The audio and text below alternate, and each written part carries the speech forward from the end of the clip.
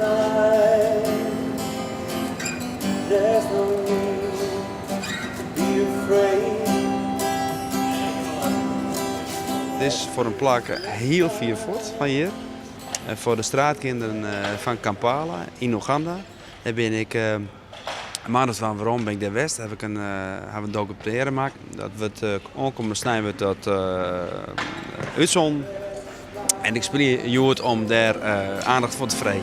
Wrap your arms round the world, Christmas time.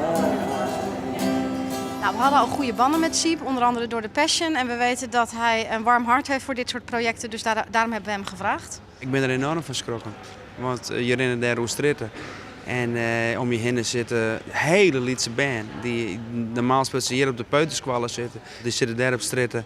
En die en met hun handjes omheen en te bedelen.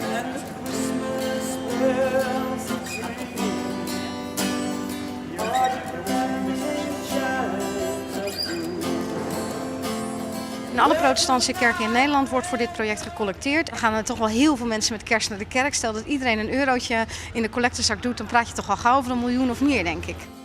Zo, de draaien we even muziek, nou, hartstikke mooi. Weet je ook waarvoor het is?